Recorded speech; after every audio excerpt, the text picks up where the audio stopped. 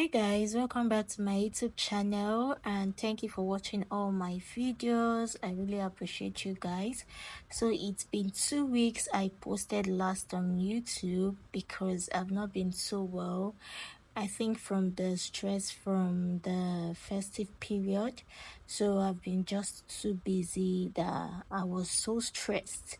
But now I am back, I've recovered and I'm back to shooting makeup videos. Okay, so guys, this video is just about switching makeup looks for your brides, or probably if you have makeup done and you want to switch your makeup look.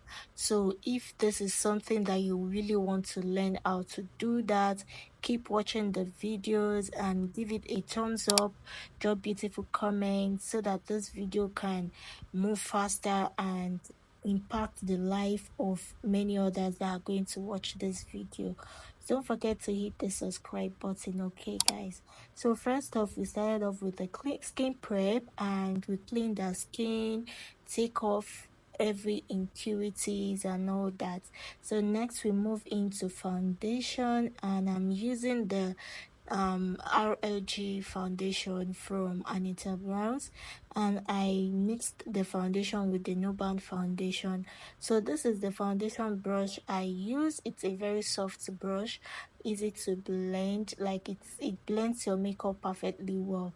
So I'm the fan of using brush first before beauty sponge or beauty blender, whichever way you call it. So I got a foundation right and I went ahead to conceal. So I concealed with the Noban Beauty concealer just to aid every dark circle under eyes and also to fill up her under eye bag. So to brighten up her face, I went ahead with this elf concealer. I think this is my lightest shade of elf concealer and I just applied that under her eyes just to brighten up the under her eyes a little bit. So and then I blended with the beauty sponge, So this time I went ahead to set her face using the air sponge setting powder, and I'm using this dry puff powder puff from Merac. So to avoid breakage under the eye or cracks or crease under the eye, I used the Merac puff powder, that's the powder puff, to press the setting powder into the puff, like let the puff absorb enough setting powder and reduce the excesses of the setting powder at the back of my hand before I applied it on our skin, that's under the area under our eyes, sorry, excuse me, the areas where I highlighted. Then I move on to contouring, or let me just say bronzing, because I do more of bronzer for light skinned girlies, because contour, they work the same, they work hand in hand, contouring and bronzing. The difference between these two is just that contouring is more of cool, while bronzing has more of warmth to the skin. It adds more warmth to the skin. So I use the dark shade in MAC mineralized powder to do that. So I just picked this eyeshadow palette from Nuban and I use that as my blush palette, because that eyeshadow also works for blushes, like you can apply it as a blush. Before I now went back to baking. So the next step is I would now moisturize our lips, because I needed our lips to remain very soft before I apply my lip stain. Then I went ahead to do the eyes and I applied my eyeshadow base, which is the benign clone white eyeshadow base. So this eyeshadow base is buildable, like you need to build it. Then I went in with a flat brush to pick my eyeshadow, because I like using a flat fluffy brush. So this flat brush will help you place your eyeshadow properly, and at the time you're pressing the eyeshadow on top of the eyeshadow base.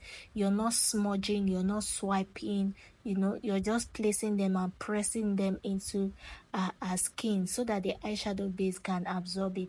So I use this it's kind of a grayish should I say grayish brown? Is there something like that?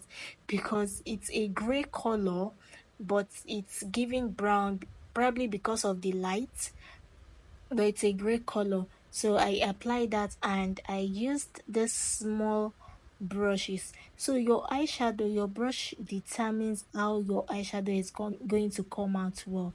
So you need to know the kind of brushes to use at the particular place of the eyes, like in the areas of the eyes, the brushes that are going to work with that eye. How do I say this English for you guys to understand? Like there are brushes that work with some part of the eye, so you need to learn that, because not all brushes you can use for some part of the eye. Some eyes are small and you need a smaller brush to work around the eyes, while some are kind of big and you need a bigger blending brush to work with it. Okay, so I used like a 3 different brushes for this eye look, and it worked for me. Okay, so you need to get to know how your brushes, the bristles are, so that you can achieve the eye look that you want. Okay, if that makes sense. And if you don't really understand, I think it's better if I put it in writing, so you can drop a comment section that, oh, I didn't understand the eye part, let me explain further in writing. Okay, so now I move on to the eyebrow, and I use the Cara gel liner. You all know this is my fave. I love using brow gels because I feel like I can control my hands and it can give me that straight line that I want. So I just use gel to apply. So for this brow gel, I didn't mix with a black because she's really, really a light skin model, and I just had to use the brown alone. Then I went ahead to use my spoolie brush to just brush the brow hairs so that I can take off harsh lines from the brows and also to tame the hair.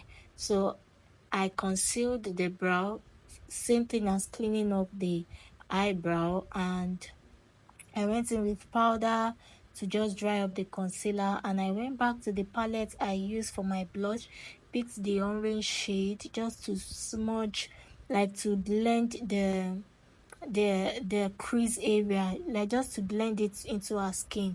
Okay, then this is me lining our eyes. So in my previous videos I already told you guys how to properly line the eyes. Make sure you're not being too aggressive, and drag the eyelid down and line, and don't waste too much time so that she doesn't tear up. I had to switch off one of my lights while doing this because she almost ruined the makeup because out of tears, like she was dripping tears, and I had to switch off one light to work with the others. Okay, next I went ahead to take off the excess setting powder on her face, and I used the MAC mineralized powder medium golden. This is my lightest shade of powder. It's almost like white. So then after applying the powder, I'm using this Mismetic setting spray to take off excess powders on our skin and also to set our makeup into place. So after applying the setting spray, after it got dried, I went back to just place my powder because I just wanted the under eye dry. Then the other face can be dewy, or. So I just wanted that dry under eye, like the T-zone area to be dried, to be matte rather. Then I waited for her to change her outfit, and now I am going to apply the lip, and I'm using a lip palette and also a lip stain to do this. So I just picked the brown shade from the iMagic lip palette, and I used that to line her lip. So I lined above her lip because her lip is a bit small and I wanted her lip to be bold. Then I used this Edgar and Esther lip stain in shade Butterscotch. I love that lip stain a lot. I know you guys will be wondering, is this the only lip stain she has? Like, I have a bag of lip stain, but I'm more of a calm nude kind of makeup artist, so I don't like doing too much. But maybe in my other videos I'll be showing you guys more of more lip stains that I have. Then I went back to glow her skin and also to extend her under eyelashes. And voila, this is the final look, guys. And this look is so beautiful after we set up our light and take the pictures. And now we want to switch the look. So this is where the trick is, switching the look for your bride. Just apply the um glitter glue on top of the eyeshadow, then apply your glitters. And you should make sure when you're applying glitters, it should match with what your client is wearing, or whatsoever glitter color you want to use. But we had to use purple because of the turban she's putting on. And so, guys, please let me know which of this look suits her more. Okay, so I went back to line my eyeliner, to apply my eyeliner, to just revive it because the glitters was already on top of the liner. And I just switched up her lip a little bit, not too much, not too obvious, just add a peach shade on top of her lip. Then I went ahead to set her face again for the purpose of those that want to do this for brides. Okay, so I'm just telling you what I do when switching the lips, and this is the beauty, guys. So let me know in the comment section which look suits her. Bye.